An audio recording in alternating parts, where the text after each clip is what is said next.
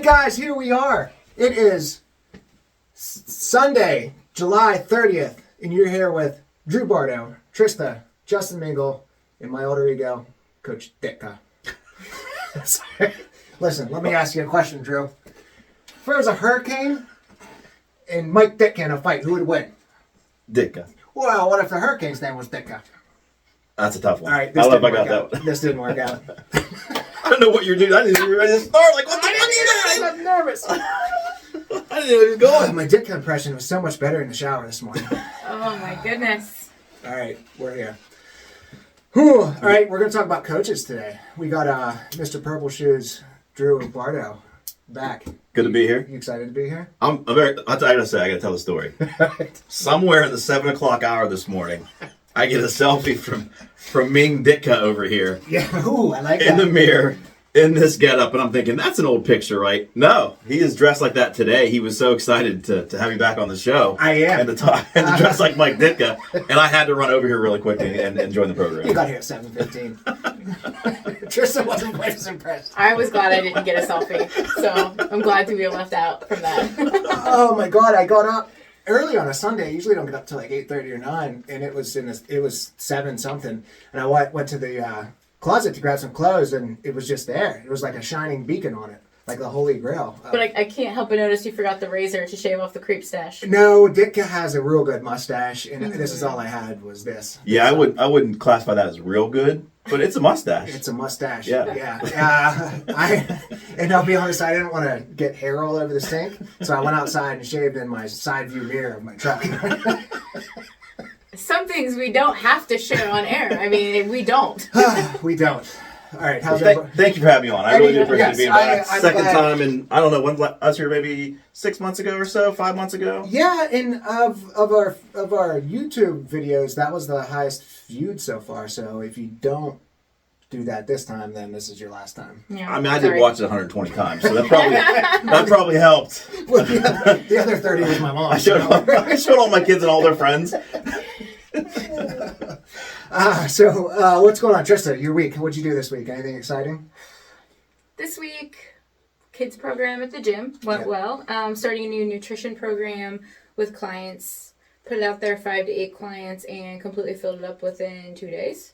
So starting a new program, 30-day or 90-day commitment, and we're gonna have like a group accountability, check-ins with me, and we're gonna share like different food tips and having weekly goals. I think the best thing to do is having weekly goals. We talked about habit stacking. Week 1, making sure that you're eating protein at every single meal. Then I'll introduce second goal for the second week and just go as we plug along. And the cool thing I'm going to do with this is I'm going to add some daily affirmations. Nice. Affirmations have worked really well for me. I get an alert on my watch daily, just a bunch of them a day. And I'm just setting them one, and we're going to talk about the importance of your self-talk, how you talk to yourself, the story you tell yourself. You start to live that. Hey, I like to get up, one of the things for me, I'm a person that gets up at 5 a.m. to work out.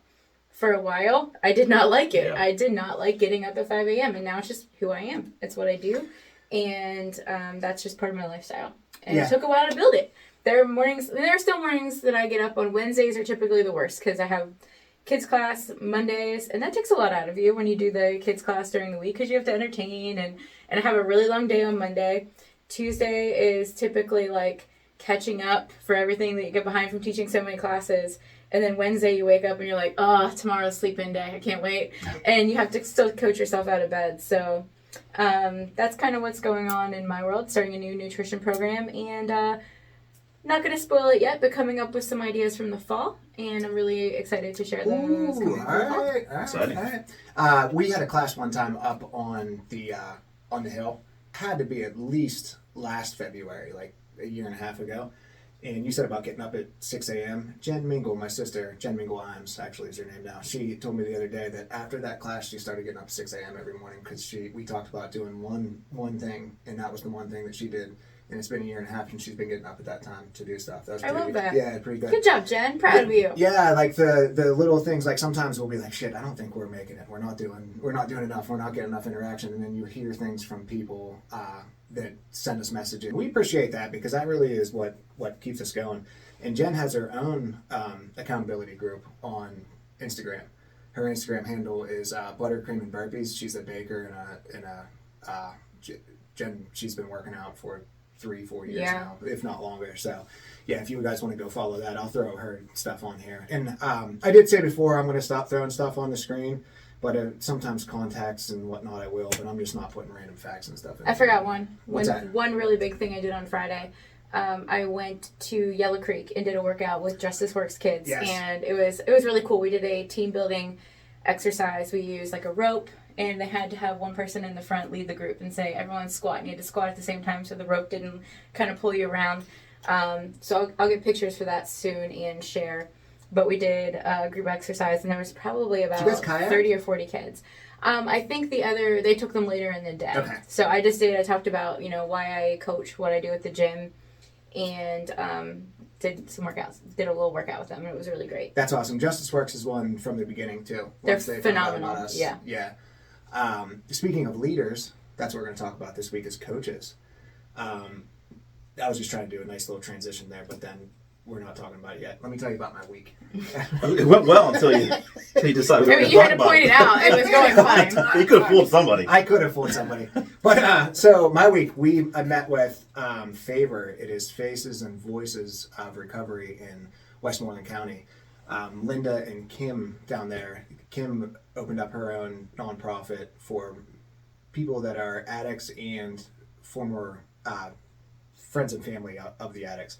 And they have classes a couple times a week. They take anybody in. They try to put people through certified recovery specialist training, which they're actually going to do for me too. I signed up for it. So I'm going to do that. And I'll throw some stuff on the screen for Favor too. They're a great group. We have a bright future with them, and I'm pretty excited to move forward with them. But it's in Bolivar. I'll put the notes in the preview or whatever. I'll put a link to them too. But also this week I got bit by a spider. Not cool. You're okay. I did like anyone would do, and I used my dog's antibiotics. I took them, and I'm going to be fine. So, no swelling? Maybe a little bit. A little bit. Wow. Well, what happened was I don't know when it happened, but yesterday I noticed it was like 2 prongs. So it was too late to go to the doctor. Because it's never too late. No. I mean, is it why? Really? Emergency. They do have 24/7 All care. the time. MedExpress, any of those things. You're a typical man that doesn't want to go to the doctor, right? Yeah, And spend money, yes. I got new insurance. CVS doesn't take it anymore, so I have to go to Rite Aid. Rite Aid's closed on Saturdays. It was a whole thing. And Is it? No. Pay my deductible or die. I'll choose so die all day. You have $50? Yeah, I'll be back out. Wow. Yeah, so, but I'm fine. Woke up this morning. Are you, though? I'm having a wrestling. We'll know when all the spiders hatch in his arm. We'll find out. I just know what happens on screen. That's a lot of clicks. All right, Drew, what did you do this week? Honestly, just continue to work. I know last time we talked about the new position I'm in. It's not so new. I've been there almost a year now, and coming up on a year in August. And podcast has taken off, but it's very specific to the industry of home improvement and getting contractors information they need to help grow their business and marketing and sales. So it's not something that I promote to the general public like this is general interest. It's very specific to those audiences. But it's taken off. We have a big event coming up in September, so I'm just really busy with that. But my kids also start their fall basically fall starts Monday because 2 girls now in cheer and basketball AAU starts. It's still going on in summer. AAU is going to start for this fall here too. So I think I know it's still July technically when they start. I think we'll put my fall decorations up though. I think it's time. Ooh, I think it's time. That's I start putting fall fantasy football starts striking. I start thinking about it. I get excited. Oh, I love it. I know you love it too. I'm so excited. I keep having nightmares that I forgot to put my FanDuel lineup in, and I'm like, how? I could have been a millionaire. I could have won $35,000. That was the one day. That was the one time, and I didn't do it. So that's it for me. I'm just really knee deep in work and kids stuff, which is basically my entire fall. I mean, that's what it's going to be. That's what as soon as school starts. Busiest time of the year for me is probably the fall for kids' activities. And stuff. Yeah. Do you guys want to get into it? Talk about coaches. Talk about leaders. Talk about leaders of men. I wanted to kind of start women. And women. That's I've been thinking all week about how I was going to put the title, and I was going to put leaders of men, but WO in parentheses, and then Meg She yelled at me. She's like, "No, you got to put with men and women." Yeah, Like, yeah. I just thought I thought it's both. I bet men is in mankind, womankind too. You do not look at me. You let the Yeah. you, got, Dude, you settled out. I'll just be in the It middle. has been a hot morning. I don't want any part of that. I'm sorry for wanting to be included in life. I'm sorry, guys. Do you want me to explain to you? No, I'm kidding. So No mansplaining on no this episode. mansplaining. None. Sorry, None. I'm sorry. We're done with jokes. Straight faces from here on forward. Can't promise that. No. No, Mike Tomlin. Steelers preview. Okay. It's Coming that time of up. the year. It's that time of year. Mike Tomlin, Tomlinisms are one of my favorite things. I think he articulates in a very it's a very different way. But to be able to take stuff that comes into your brain and say it in a way that other people can understand it is a skill. Absolutely is. Yeah. I think it's a skill, and I think it's a skill that any good coach has, and all great coaches have. I would have to say, and one of my favorites of his is when you have red paint, you paint the bar in red. What you got? Yeah, it's exactly what it is. And You didn't have to mansplain I that didn't to me. have to answer to you. Yeah, well, you just said it right back to me. You didn't stare at me like I was dumb. Sometimes you need to be stared at like you're dumb. But do you guys have coaches or anybody over the years that you follow, somebody that you respect, somebody that you like? We've all been affected by teachers, coaches, something like that. And today's episode, I just want to bring a little positivity and a little bit of light to those people. Yeah, it's funny. I want to start at the youth level, not necessarily that's because I had fantastic. 2 coaches at the youth level that made me consistently stay in love with baseball, even though they weren't traditionally baseball coaches, I would say. But it was a gentleman named Art Whalen from Northern Cambria. Okay. And some guy, I think think Joe Mingle. Joe Mingle? Yeah, Joe Mingle. The 1 year in Burnside. Yeah. But he, you know what the great thing about both of those coaches is that they believed in me more than I believed in me. Okay. You know, putting me in a role that I didn't maybe expect to be, and maybe it was leadoff, maybe it was playing shortstop, even with my little gimp arm I had. They just believed in that I could do things and told me I could do things that I didn't think I could, and it turns out I could do them because they did that for me. Yeah. So I think that's what a good coach does too. Put you in a position to succeed, even if you're not, even if you don't think you can succeed yourself. Yes. My dad was interesting. He never played baseball, watched it. Not a ton, but started watching it when he retired. And when he retired, I was probably 10. And from that point forward, for the next 5-6 years, he was a baseball coach. And he had different strategies than other people did. A lot of times, he would start the game with guys that would usually only play if the game was out of hand. Yeah. So he'd start the game, and then he always told us, no matter what the score was, we were down by 3. So we were always playing like we were from behind.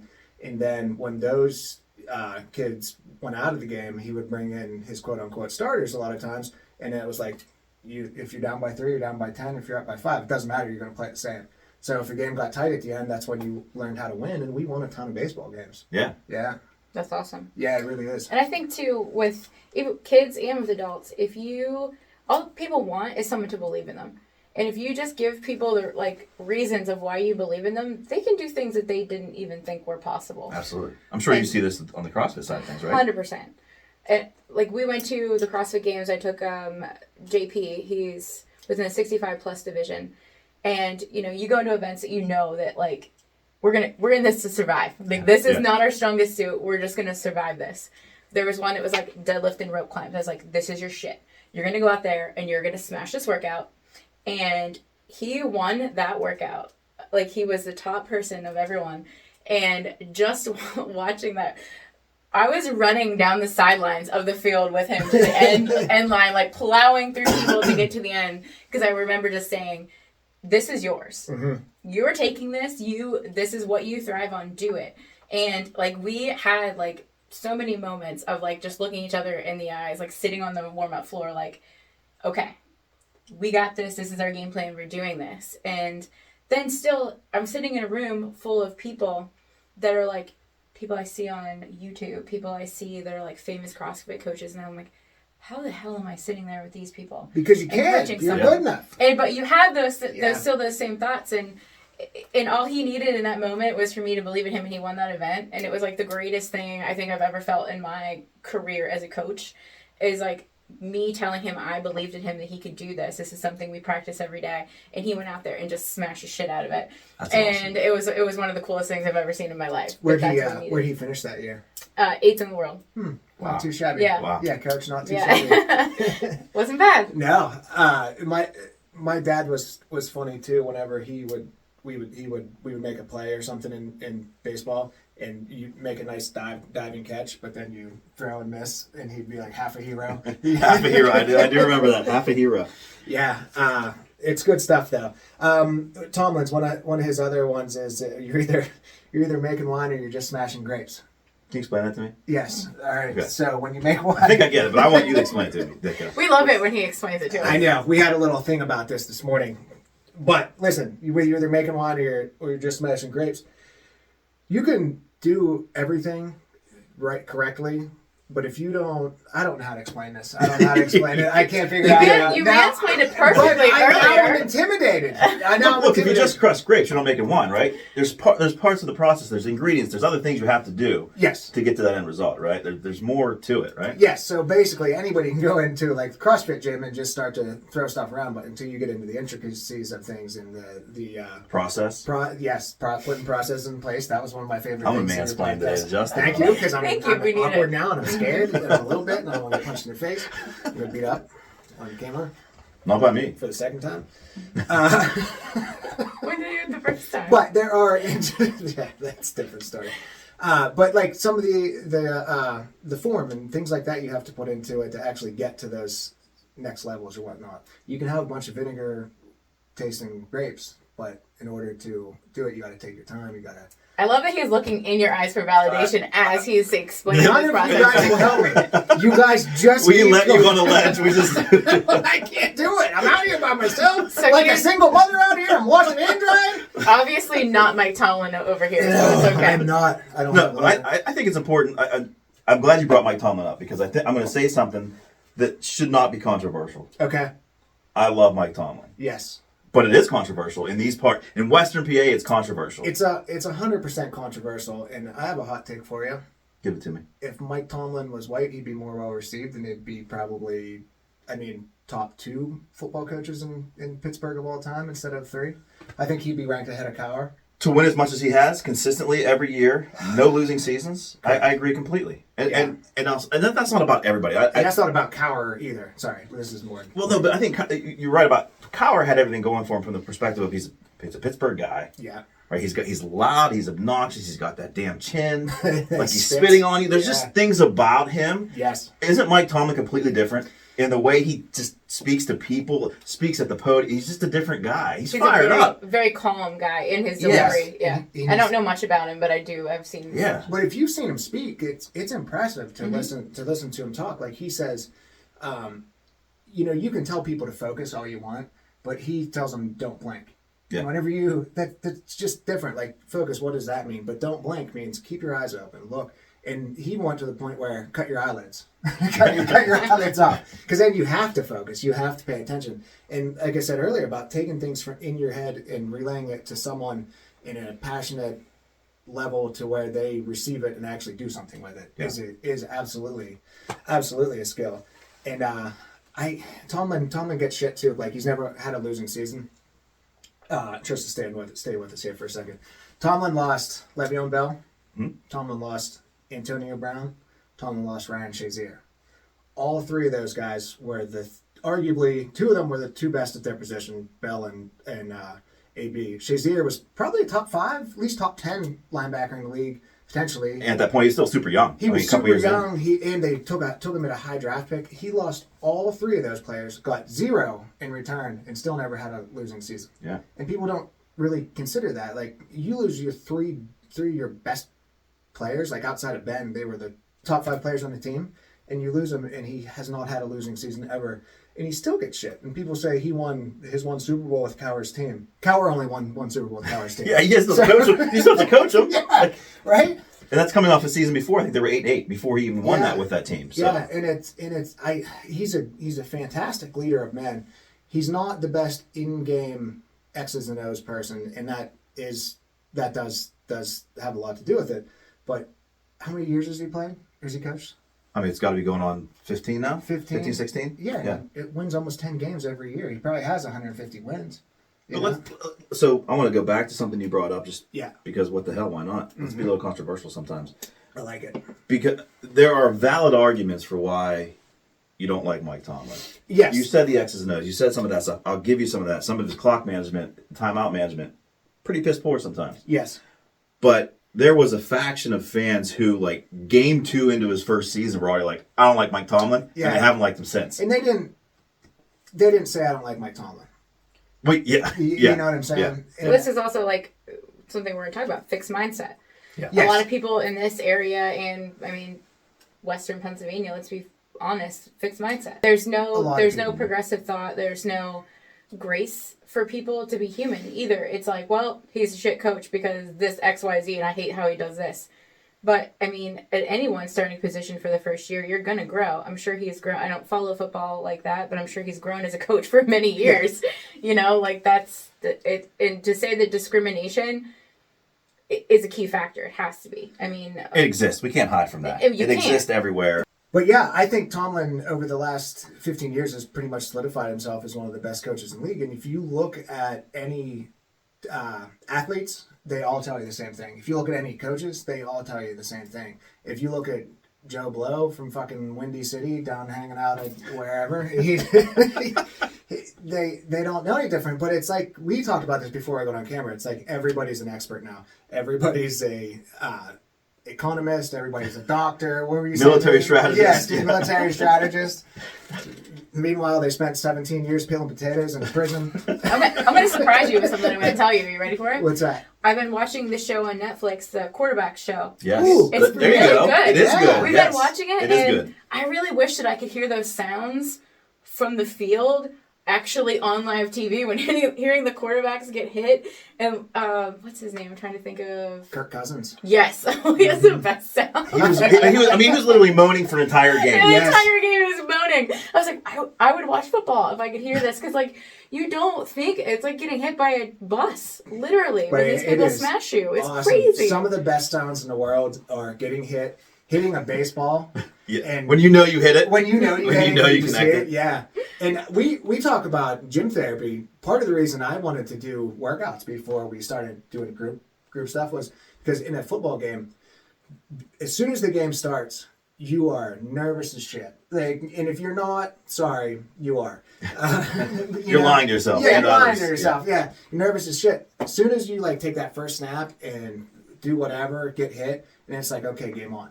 You know, you get that dopamine dump, you get that adrenaline rush, it gets hit. And that's what I kind of wanted to recreate or replicate, at least with this, is work out, take that half an hour, get your heart rate up, get all those chemicals moving, take 10 minutes and relax. And then all of a sudden you can kind of like think more clearly. You don't have the distractions of everything else. You're focused. And when you're working out, if you're not 100% focused, it's dangerous. Yeah. So, and it's just like a football game. Yeah. You have to be focused because you don't want to get hurt. I'm not saying you have to cut your eyelids off. No, you can blink. But anytime that I'm distracted, like anytime I've ever hit my shin on box jumps, I was thinking about something other than what I was actually doing. Yes. So when I go into my workout, Chase, one of our guests and a member at our gym, he actually said to me, "You're a completely different person as a coach than an athlete." He's like, "You will push people out of the way to get through your workout." And I was like, yes, because I'm hyper focused on what I'm doing and getting the most out of my session. And I immediately leave my athlete position from the 5 a.m. and I coach the next class. So I go from that to that. And it's cool because I also have a strategy. Hey guys, just did this workout. Go for this, this, and this. This is what I want you to do. I want you to light your hair on fire on this part. This part, I want you to make sure you're keeping your back flat, chest up, good form. And I have that feedback to give them, and I love that. And that's good. I actually didn't know. I don't come to the 5 a.m. classes, but so you do your workout at 5 a.m. and then you coach the 6. Yeah. That's good. Start your day off with your actual workout. I like that. Because you say that to us in the 5 p.m. class too. It's like, I did this, and I did this. This is what I think you should do. Mm-hmm. And you also know your athletes really well too. Yes. You'll tell me to do stuff differently than you would tell Drew, than you would tell Chase, than tell Adam. And there's a lot of people that have some overlapping skills, so you can put them over here, put them over there, together. And I think you're a fantastic coach. I really do. And Thank you. One of my favorite pictures is I think it's Megan. And you're standing, Megan Knopf maybe, and Yeah. you're standing behind her screaming, and she's just like, We were at a competition, Yeah. and she hit a PR weight, and like we each had to do this heavy clean where you pick it up, catch it in the bottom, and squat. And she's like standing and up, and I'm behind her like, in this picture. And it's like, it is one of my favorite pictures too. And I'm going to start getting pictures like that printed and put them on the wall at the gym, because I think that that's the stuff that people need to see when they come in. That like this is community oriented, and this is the kind of stuff that like that you see. And going back to the coaching thing, like knowing your athletes, I mean, I will text if whoever is coaching a 5 or 6:15 class, if I'm not there, hey, this person's going to be there. I want you to make sure they do this, this, and this, and this. Love it. And send audio messages, whatever it is, and say, this is what I need them to do. This is the scale I want you to do for them. Hey, if this person is new, make sure you take them to the side and work with them exclusively on this lift, blah, blah, blah. And I remember the one day a girl came in and she's like, you tricked me. I didn't know that you were not going to be here on Saturday. And as soon as I walked in, the coach was like, come here. And I was like, well, if I would have told you that I wasn't going to be there, you probably wouldn't have showed up. And I wanted you to show up. So you have to sometimes make moves for clients and athletes without them really knowing it either. Yeah. I want to turn this a little bit. What about when these leaders of men and women, Yeah. fail their players? So I'm talking about, let's say, a Pat Fitzgerald Northwestern hazing incident. Like, how do we feel about things like that? Like, hey, where's there room for hazing in sports? Is that something a coach should be overseeing? Should he know when his players are doing crazy things like nude wrestling in the locker room to haze freshmen? Like, where do we go with it? How do we feel when leaders, the guys who are at the top, the men or women who are at the top, fail their team by allowing things like that to happen? So Bill Belichick says you're either coaching it or you're letting it happen. Mm-hmm. And That's good. I think that's it. You need to know what your players are doing. You need to know what they're doing at all times. You're responsible for them on the field. You're responsible for them off the field. Now there's limitations to that. You're not a babysitter, but you need to instill a culture in your program that says we're just not going to do this shit. Yeah, and that's how it goes. And if you are going to do this shit, There's a list of rules in my gym when you walk in the door. You see what we do. Respect is like one of the main things on there. If I knew that someone like was hazing someone or doing something like that, they'd be gone. That's just not how it flies. If there was someone making inappropriate comments to people or creeping them out, like if you're overlooking that, you are not standing in your own integrity. If someone is going against your core values and you let it happen, you're lacking boundaries and you're lacking respect for not only your other athletes but for yourself. You know, and it does happen. There are people that you have to just put into place, because we have to remember too, not everyone is was raised in a place that had boundaries and had respectful chat. That's very fair. Yeah. You have to, speak up, and then if it continues to happen, you're gone. Yeah. And I mean, I can't imagine any space where like hazing should be okay. I mean, it's dehumanizing somebody, honestly. And I don't know. I mean, yes, I agree. No hazing at all. There's different things to make people do stuff like run and this and that, not punish people, but team building exercises like, I don't know, paintball and stuff like that. But you're not going to like send one person in front of the fire squad and shoot him 25 times. Yeah. Speaking of firing squad. Yeah. Our rifle team in Palama, over a decade ago, had a coach who their hazing procedure was if you actually shot a bullseye, they threw you in a dumpster. So for doing well, you were thrown in a dumpster. Like wow. She was suspended. Eventually, not. Like when you hit a hole in one, you have to buy drinks at the end of the day. That's why I've never hit one. So I kind of want to sit this person down and be like, "Can you please tell me the rationale for this? You want people to hit bullseyes, so why would you throw them in a dumpster?" Yeah, that became part of the norm for that team. And it's like, but there was an investigation, and so then they found out there were kids doing crazy stuff on buses too. That's when, as a coach, you have failed those kids. Yeah, absolutely. You have failed the parents of those kids who trusted you as a coach of their team, right? And that's, I mean, especially at the high school level when these are minors. Even to go to college, you send your kid away to a college, you expect them, you trust that coach to take care of your kid. Yes, you do. And that's the coach that sits in the living room with you and says, "I'll take care of your son or daughter. I'm going to turn them, help turn them into a man, woman, whatever, and then you let shit like that happen. It's absolutely unacceptable. And this is also, stuff like this, on the flip side, makes parents terrified to drop their kids off at sports practices, whatever, alone. Yeah. Because these things happen. You know, I have one of my best friends. She's like, I have to drop my daughter off at a gymnastics camp, and I'm literally terrified. I have to drop her off, and she's like, and now in my mind, my kid's 10, and I want to get her a phone so that I have contact with her at all times to know that she is safe, and whatever's happening is, you know, look at the gymnastics situation with Larry Nassar. Oh my God. People were putting a doctor They were in the room with charge. him. Yeah. They were in the room with him. Exactly.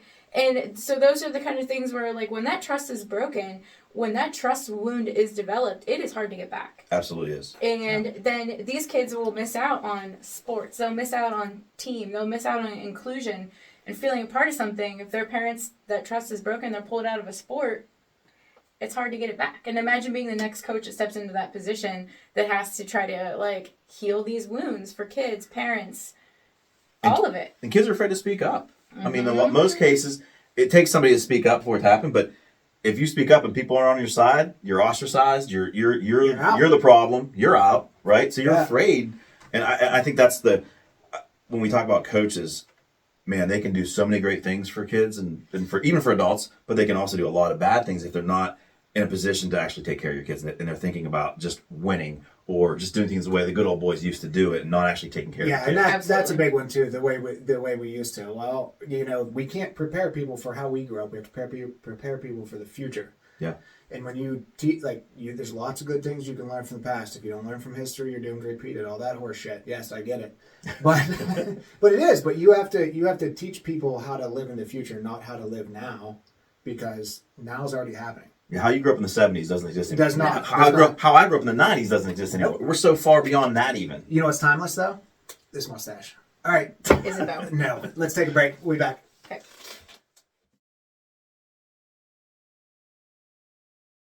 We're back, boys and girl. We're back, everybody. He wants me to fight him today. I don't know why, but it might happen. So second half, I want to talk about group accountability. Sure. And something Tomlin said just recently about Kenny Pickett. Someone asked him what they expected from Kenny Pickett, and he said, "Kenny Pickett will be what we need Kenny Pickett to be." And I think that's it's such a simple thing. Tomlin that's how he talks all the time. Is just he kind of just says things creatively, but just says the same thing twice. Yeah, right. And I think that's big as far as group accountability. You have to be what you're needed to be in a group, especially if you're in a family, if you're on a team, if you're in a workforce. You have to play your part, and you have to do it well if you want everyone to succeed. And I think sometimes you have to take a backup role where you have to take a secondary position. And I think that's one thing he does. Is the next thing was the standard is the standard. He makes everybody play to a level of a Pittsburgh Steeler or Western Pennsylvania, and he's very proud of these people, and he's a great coach for these people. You said he's a lot different than Bill Cowher, but the passion and stuff is still there. It's there. It's kind of conveyed in a different way. Correct. I think even on the sideline, does he get in his players' face? Yeah, but you don't see him oftentimes screaming at the refs. Yeah. And taking his headphones off in the middle of the recording, things like that. It's good. I don't want him on anymore. On group accountability, it works because there are people that are holding your feet to the fire. Yes. Imagine, getting up at 5 a.m. by myself. I probably wouldn't do it every day. But having people that are there waiting for me and I get to see and get to work out with every day, that's what makes me want to do it. When I'm doing this nutrition group with people, I have a group accountability posts where everyone is going to share successes, struggles, all of those things. That group inclusion is what keeps people motivated. We're doing the positive intelligence coaching, and one of the things they say is you have a pod meeting with 3 coaches in it together so you can hold each other accountable. Yes. That's how it works. It's how you stay focused and get the task at hand done. Yes, Trista, myself, and Chase are doing that, and I do have questions for you before you leave. I'm not going to answer. Make sure. Good. Let's keep it that way.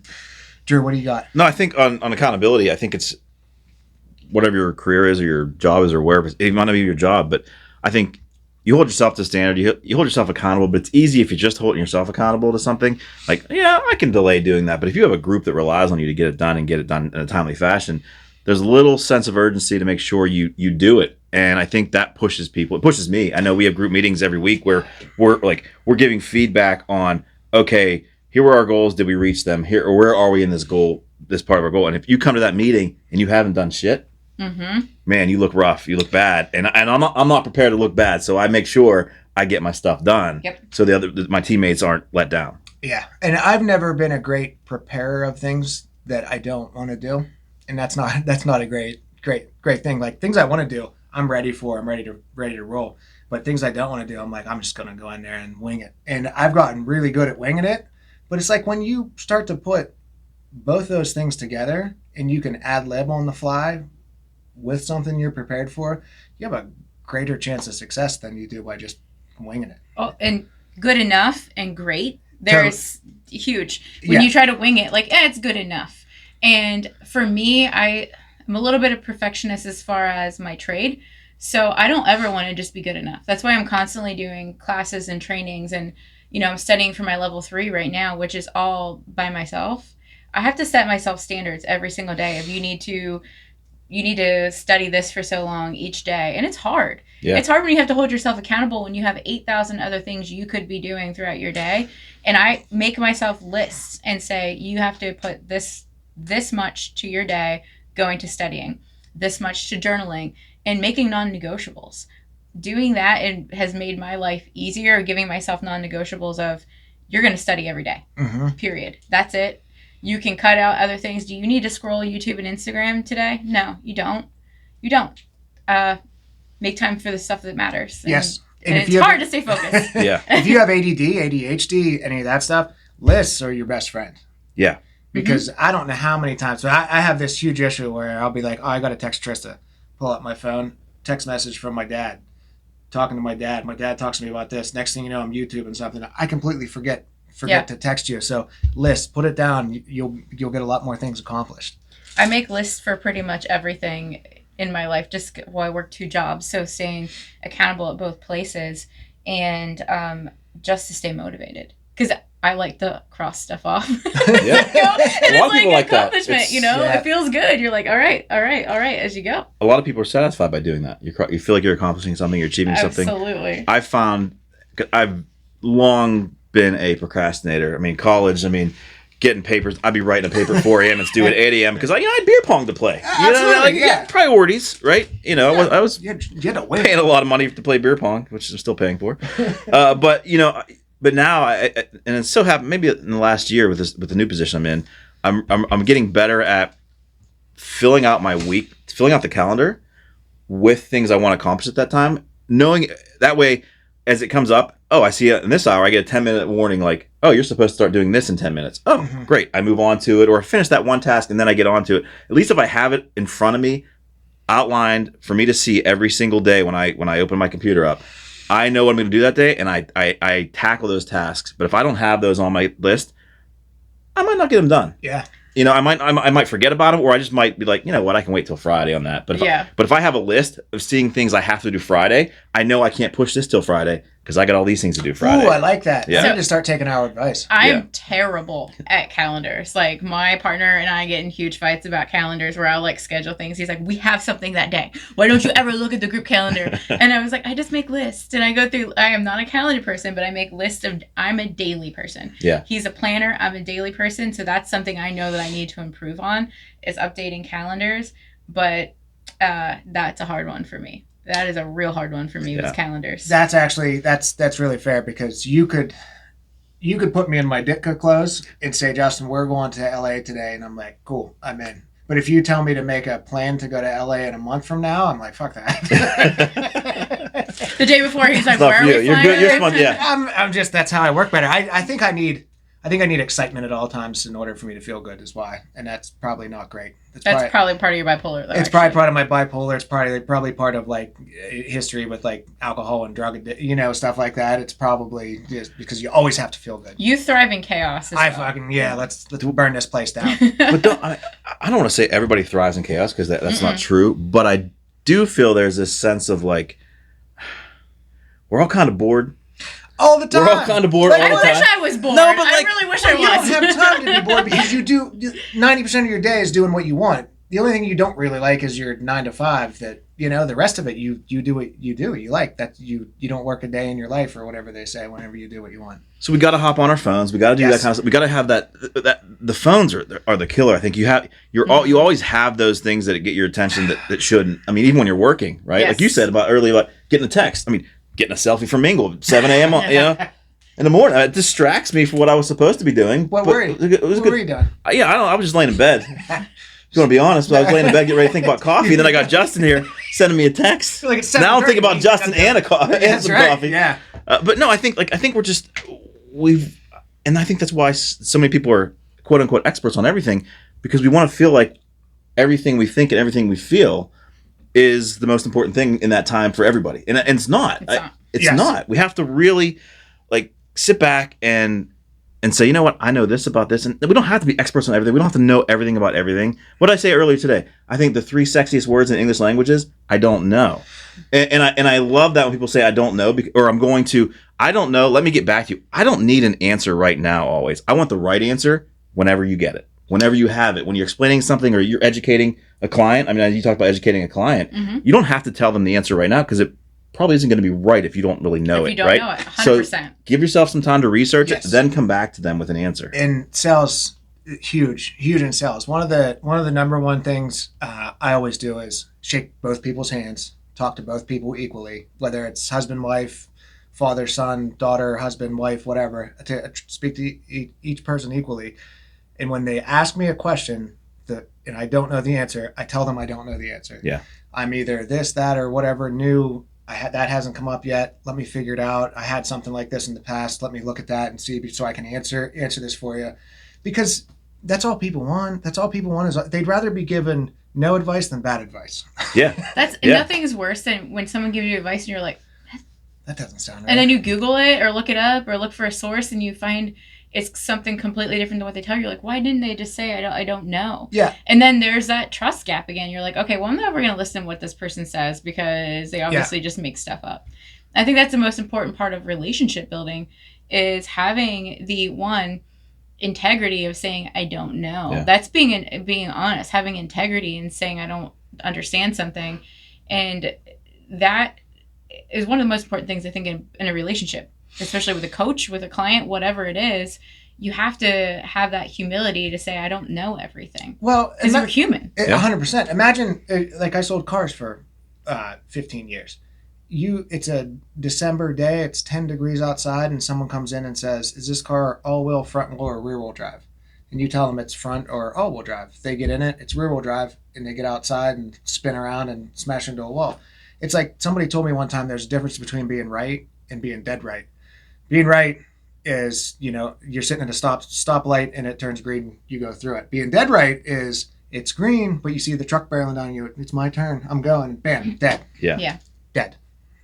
That's a dark place to take the conversation, but it's a valid point. Thanks. Drew, you said one time on your podcast about whenever someone, a coach, a boss, a leader is not there, putting processes in place is instrumental in success. And I think that's one thing you talked about earlier, Trista, is doing when you're not there, you text your other coaches, tell them what's going on. So that way there's still a great chance for success whenever you're not there. And just like delegating, having a team, like you delegate tasks, it was really hard for me to relinquish control of my business because that's my baby. I've worked so much of my life building it that I had to say, okay, this is too much for me. I need to have one person focus on programming, this person focus on this. I'm going to focus on social media and building client relationships, all of that. And you make it a full circle. Everybody's involved. Everyone has a job and you make it a team. So if I'm not there, people are like, hey, I know I'm going to get taken care of. I know that, if I go into the 5 a.m., Eric's going to take care of me. I know if I go into the night class and Clint's coaching, he's going to take care of me because this is what they do. They all care about their clients and they have a team cycle going on. And that is important. Yes. You have to know all of your different clients and you have to be ready for whatever comes your way. Yes. But there are people that when you work from that fear-based place where no one can do what I do and you never share that and help your team leaders grow, when you're not there, things are just going to fall apart. And that fixed mindset, or there are people that do that purposely. They don't want other people to take their spot. That's the worst. That's the worst. Well, thank you for listening to my podcast. Yeah, anytime. I appreciate all three of my listeners, including you. So I appreciate that, a call in. Yeah. So, no, but I think whether it's personal gain, say you have a young athlete who's growing, you can get to be so good based on natural talent. For sure. You have a business, you can grow so much because you have a product that just is crazy good. But if you want to scale that growth, whether it's individual or business or whatever it may be, if you want to scale that growth, you have to have processes in place that are repeatable so that you can actually scale that and really boom. Yes. And I think when you talked about like, nobody can do it as good as I can, you got to find people, honestly, managers, leaders got to find people as you grow that can do 80% of what you do. And that's good enough. Because you have to do other things as a manager, as a leader, as a business owner. You've got to find people that, they might not be as good as you yet. They might get there, but if they can do 80% of what you can do, that's worth them being in your position so you can tackle other things that your business needs to grow or your, whatever you may be, what you're doing. I think that's key as you grow as a business. You have to have processes in place, but that's life. That's life too. That's life. That's growth in life. You, in one place where Tomlin could use a little bit of work is having a better offensive coordinator, I think. I would agree with that. I think you got the shirt. Yeah, maybe I could do it. But putting people in places to succeed too. A good offensive coordinator, a good defensive coordinator, special teams. Like you said earlier, you didn't realize how big a playbook was in football. Yeah. Like that, there's that many plays, and those are all steps in the process. Yeah. Yeah, and I something you said too. Going back to success. Good environment is the number one. I talk about it every chance I get. The environment you are in is the most important thing towards your mental health. Yeah. Because if you're in a shitty environment, it's going to be harder to keep stable and have, just basically have a good day. Imagine being in chaos all the time. I can't live in chaos. Yeah, like people thrive in chaos, but try living in chaos all the time. Did you ever go on a cruise? I have not, but you go on a cruise and you're on the boat and you're like that, and then when you step off, then you're like walking all funky. Yeah. That's like living in chaos all the time just to step out of Every time I get off the boat, I live like that for about a month afterwards. It's horrible. Isn't it? I hate cruises. I hate them. It messes with your equilibrium. Like I didn't know that until the day after. I think it was 2 nights after when I got home and I laid down to go to sleep and I was like dizzy. I felt like you almost feel like you're high a little bit, but it's uncomfortable. You're just laying there swaying, and you're not. I had it for about a month and a half. I was like crying to the point where I was like, "Is this never going to go away? Is this how I'm always going to have to live?" It was terrifying. Wow. It was. I didn't realize it was that bad. I get it real bad. Yeah. There's people that years live with that. I didn't know. That'd be vertigo is horrible. Yeah. It's one of the worst things ever, for real. You talked about having your natural talent only takes you so far, then you have to have processes. There's a book, actually, I listed some books that are great for coaches, and one of the best books I've ever read was Do Hard Things by Steve Magnus.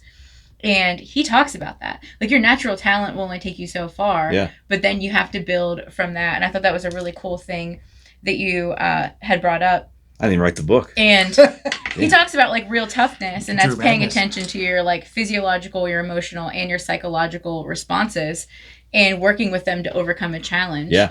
And he said like real toughness works with biology and psychology. Fake toughness fights against them. So if you try to just bulldog your way through everything in life and just using just natural talent, there are people that weren't born with natural talent. They build and they work through all of their skills and actually became really great athletes. Yes. I mean, Michael Jordan is a great example. Like, he didn't make his basketball team in high school? Was it high school or college? I think his 10th grade year. I think he didn't make the team. 9th or 10th, somewhere in there, and then he blossomed. But it took a while. Not all people, not all kids, not all adults blossom at the same time. You can blossom at 60. You can try something new, find something new. I see it all the time. Did you watch his documentary? Oh yeah. Oh, it was fantastic. And then like his mom built the pathway of basically athletes making money off of having their own shoe line. Did you watch Air? Is that what you're talking about? Air, the movie. Yeah, that is a great movie. Yeah. Incredible. Like, just looking at that, and you see, all it took was like one guy had to stand up and say, I believe in this athlete. Like, he's going to do it. I believe in him. And everyone else is like, no, like, you are going to make us go bankrupt and blah, blah, blah. And he's like, no, I believe in your son. Looked at this woman in her face, and she's like, all right, we're going to go with you. He doesn't want to go with you because your shoes are shit, but we're going to do it because you stood up in front of a room full of people and said you believed in him. Yeah. And like, look, like, that gives me chills talking about like the power of believing in somebody and what it brought through later in life for him. So now his net worth from that shoe endorsement. Oh, and he just sold the Charlotte Hornets or whoever they are now. Yes, I think they're still Charlotte Hornets. I don't know, billions. Like, he's one of the wealthiest people in the world. And it all started with that shot from UNC under another good coach. What UNC? Dean Smith. Dean Smith, yeah.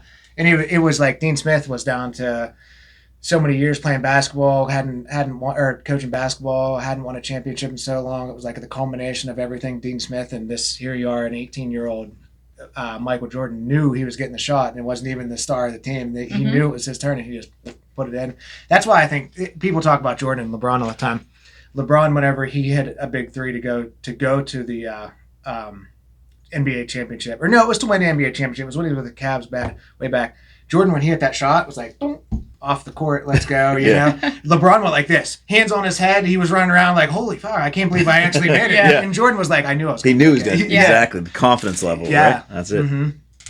But what else? Anything going on? That was basically the stuff that I had from Tomlin. I don't know. He says a lot of stuff. I just like the guy. I don't know. He gets a bad rap, I think. I think talking about coaches, we talked about growth mindset and fixed mindset. And I think the best thing about having a great coach is having someone who's always growing and learning and trying new things. And you see in the coaches, we've all had them growing up. We're like, this is how we've done it. This is how we always do it. And nobody ever gets better. Do you notice that? Like, those people always stay stagnant. They say the same. And then when you have a coach is saying, yeah, we're willing to try that. Let's try something new. Let's try a different approach. Let's do this. And you see, and letting athletes have an input in what they're doing. Yes. Letting them have a voice. When you feel heard, you're going to perform so much better. And we were talking about the quarterback show. Yep. And we're talking about Patrick Mahomes saying, we get to name our plays. Like, how cool is that? And the coach is like, well, we do that because it makes the players more invested. Yeah. How cool is that? Like, that, giving them a voice, they are more invested, and they're like yelling out these crazy ass plays, like the names of these plays. That's really cool. Yeah. People give you a roadmap on how to treat them. You just have to read it. And if you want to be a successful coach today, a successful leader today, it's not that my way or the highway type of mindset that we used to have, and we used to like accept. Right? Yes. From authoritative figures. Bear Bryant's. You got to work together. Yes. And right or wrong, the star players have a little bit more of a say. I mean, they just do, right? Yeah. I mean, maybe sometimes to the extreme, but I think getting your players involved the way Andy Reid did on the quarterback for the Chiefs, which I respect Andy Reid. I've respected him, long since respected, but seeing that, like, oh, he gets it. And he's not a young guy either. He's 60-something. Yeah. He gets it. He's adapted. I bet when he started coaching, he might not have been that way, right? Exactly. But now he's adapted. He realized this is what it's going to take to win. I better listen to Patrick Mahomes, who's making $40 million a year, because he kind of has a say in how much we win. I listened to an interview with LaShawn McCoy this week, and he Shady. Yeah, he got that nickname because his mom thought he was a shady baby. I did not know that. Yes, that's how he got it. No idea what that means. He didn't either. He's like, I'm not a shady adult. I was a shady baby, I guess. He's like, sometimes I go to my dad, sometimes I go to my mom. Didn't really know which one I wanted to be shady. But he said that when he showed up for the Eagles way back in the day, like 15 years ago, he said Andy Reid was wearing like the equivalent to Air Monarchs. Or whatever those like basic old man white shoes are. He said when he showed up to the Chiefs like 12 years into his career, and Andy Reid was the coach, he said Andy Reid was wearing Air Force Ones. And he said that's how I knew that coach knew how to adapt and hang out with his players just because of that. And it was just such a funny, subtle little thing. They always say you can tell a lot about somebody by the shoes they're wearing. So I don't know. I agree. I think the other thing about being a great coach too is just knowing how to read your different players. So some people are motivated by positive self-talk and even just positivity, having someone say like, hey, you're going to do, but some people, in the book Do Hard Things, they talk about some people thrive off of negative self-talk. Yes. And like, that's what they thrive off of. And you might not be able to change that and be like, positive thoughts. Like, some people just don't. They're going to be like, you can't be a loser today. You got to do this. And then that's what motivates them to go out. Other people are like, you got this. You're going to win this. And that's just how they talk. Reading those things and having those conversations. You can read from your people what you need. If you're an empathetic person and you have a good intuition, you can know what people need to say. Like, whenever you're sitting in the back of the room and you're like laying there dying, I'm like, let's go, Justin, pick it up. And like, yes. He knows, I know what he needs from me. Other people, I'm like, hey, you can do this. You got this. Like, yeah. I believe that you can do this, or I wouldn't give you this task. You know how to talk to every individual. Different person. If you ever tell me you believe in me, I'm gonna punch you. I know. That's why I just yell at him. I'm like, pick it up, let's go. And like, everybody is different, and you know what people need. And I know that he is probably a negative self-talker, so I just say, like, I give him the stern voice, and I Robin Mingle him, like, pick it up, let's go. Yeah, that's absolutely it. My boss, Steve Geronda, his dad was a coach at IUP for a long time, and you can really tell he is a coach himself and the son of a coach too, just the way he talks, because he doesn't, like, it's a workplace, it's not a gym. So at workplace, don't yell at me. I'm not what am I, 7? Don't yell, yeah, like, and he talks to me that way, and he talks to us differently as his sales and marketing team. He talks to each one of us differently. And I think whenever you are the son of a coach, sometimes you witness what your dad's doing out here, and then you witness what your dad's doing in here, and you have to realize that those are two different people. They're the same person, but you have to be a little bit different on how you coach your family, because you coach everybody differently, and you should coach people differently. You kind of want to have one like baseline that you want to operate off of, but after that, everybody, you got to, like you said, treat your stars like a star sometimes. You know? Yeah. And sometimes parents are way harder on their own kids when they're coaches. And I, a couple people at the gym that are coaches, like John, he coaches, and Corey, they coach their kids, and they typically make the other coach, hey, you go over and say something. He's going to listen to you different than he's going to listen to me. What? Yeah. And with spouses, one of my rules is basically I don't coach spouses. I'll tell someone else, like, hey, go over and say something to them, because a lot of times it feels like criticism. When it's coming from the person closest to you, people take it as criticism and not like feedback. So you have to be careful with that approach. My partner and I are pretty good at that. We take coaching from each other pretty well, but that wasn't always the case. Like, certain people they just take it different. And I like hearing that people are learning that. Like John says, I'll have someone else go tell my son, fix this, because he listens, instead of just screaming at your kid on the court consistently. Have someone else be like, hey buddy, why don't you try this approach, and then they'll do it. I think you can tell. Are we allowed to say your kid's name? Xavier. I was just making sure. Is he take criticism from you, or do you try not to give him criticism, or how's that when he was younger, I was more of the come on in your face, like, what do you do? Like, I know you can do, like, I was bad. And so, but what I learned, though, we had a group of Look at this. dads. Thank you. What I learned. You said I was bad, and now it looks like you learned. I learned. I still have my moments, but overall I learned, okay, so we had a group of 3 or 4 friends that they were kids together from kindergarten on. So still today they're friends. But we would know, hey, John, can you talk to my son? Or he would say, hey, Drew, can you talk to my son? Because we knew we were too emotional about it. We were too invested in it. But they would listen to somebody else. It's not. It's from them. It's coaching. For me, it's criticism. Yes. So that's where we would go. And now he's older now. My son's 13, and he'll be 14 soon. So we can have pretty mature conversations about performance. More so, I don't really care about. I usually give him kudos on performance. We talk about attitude. Yes. If I see, because you, even at that age, if you see somebody sulking over a missed shot or something like that, it tends to bleed into the defense. It tends to bleed into every part of their game. And so we have those conversations. Hey, great job today on this, but let's talk about the second half when you were doing that. Can we talk about what you felt there? Like, we try to talk about feelings a little bit more so that he understands, like, he's allowed to, hey, I want you to be pissed if you're having a bad game. I don't want you to be happy with it. I want you to be pissed. Sure. But when you're on the court, you've got to forget. Yes. Immediately. Yes. And because not only does it hurt you, it hurts your teammates. And so he's a very bright and mature kid, which is great. But I'm glad I was able to, years ago, have friends who would talk to him, because if I went on that path of just criticizing him for 4 years, he probably wouldn't be where he is today. He would probably hate sports. I mean, be honest, he wouldn't be where he is today. Yeah, and you like really cultivated the passion in him instead of putting it out. My dad and I talked. We talked. That was it. We talked. If he had to bitch at me, he would do it. Immediately you'd be like, what's this about? Get angry about it. But within a few seconds, I knew the intentions of what my dad was talking about.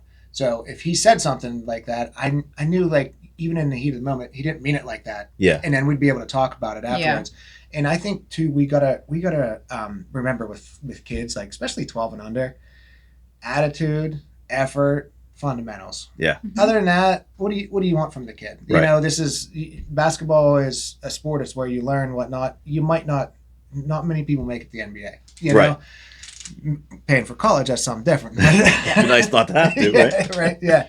Well, and just watching them, talking about the attitude and having the team perspective, where it's when one gives up on the field, like especially when in baseball, when one kid gives up, you just see the whole team's like attitude, like crash and burn, and they just give up. They just stop playing, and all of these small errors happen, and we're like, man, one person gave up and the whole team tanked. Yes. Where that one person's attitude affected everybody. Yeah. The inverse of that sounds.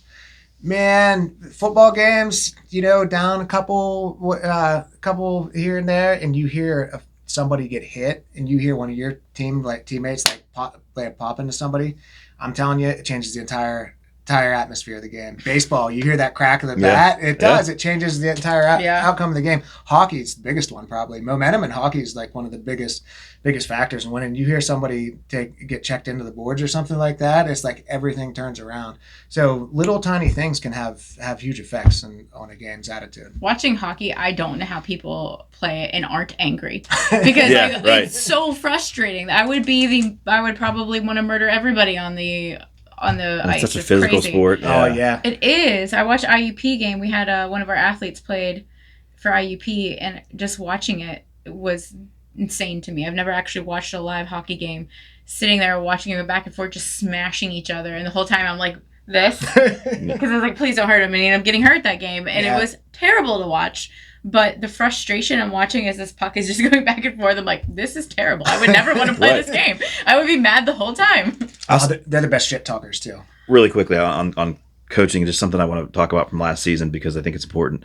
My son struggled one game, but enough that he was like, you could see he was a little teary-eyed. And it was junior high, so he's riding the bus home with his teammates and his coaches. Mm-hmm. And his head coach loved him, and I respect the coach. He's a great coach, great guy. And part of the reason he wanted to coach his team is because he knew my son and a couple other kids from when he taught them in fourth grade. But he knew he was upset. He emailed me after that game and said, "Hey, could you do me a favor? Could you tell your son that he is still my leader? He is. Can you tell him that? Absolutely. And then I want you to tell him to forget about basketball all weekend, go have fun. Yeah. And then be back in the gym Monday ready to work again." I love it. I love to reach out to the parent to do that and have me extend that. And so I showed him the email, and it changed his whole attitude towards it, because he knew hey, coach still believes in me. Yeah. All right, I'm good, right? Because he felt he let everybody down. There was a kid that was a lockdown defender and locked him down. He's not used to being locked down. The kid kicked his butt. There's no other way to put it. He did. He kicked his butt. Which, guess what? That's going to happen. It's going to happen. I said, you make a few shots in high school, they're going to put their best on you. And you got to be prepared to be better than them. Yeah. And it's a good lesson. This week it's their best. Next week it's their best with a game plan behind it. Right. The next week it might be two of their best. The next week it's four of their best here, one-on-one. Yeah. He read that and he took off the rest of the year. And I think that was important for that coach to do that. And that showed a lot about where his head is as a coach. Yeah. That's an intuitive nature of the coach is saying, this, I think he needs this. Yeah. And I have people some days, and I coach mostly adults, where I'll look at them and they're in tears in the middle of a workout, or slamming their weight belts. And I'm like, one bad workout doesn't define your entire day. If this is the worst thing that happened, that you were slower than you want to be on this workout, it's still a good day. One bad workout doesn't mean you're a bad athlete.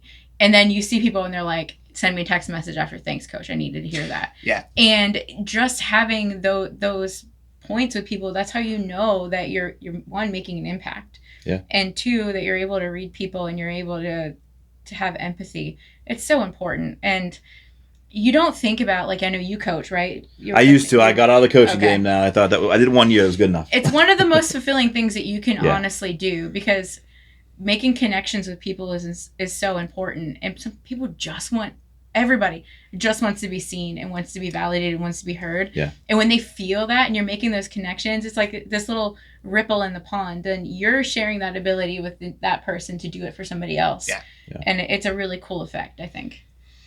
All right, I think we could probably keep going, but I think that's like 30 some odd Yeah. minutes. I think we're about an That's hour good. 10 in. Yeah, go follow Favor on social media. I'll put their links up so you guys can look at them. I got nothing else. I think that was great. Drew, always a pleasure to have you. I'm always Thank you. excited. Yeah. Appreciate it. Thank you. We'll do It's this. good. Trista, thank you so much. Yeah, it was awesome. It was fun. All right, guys. Love you guys. Love you. Bye.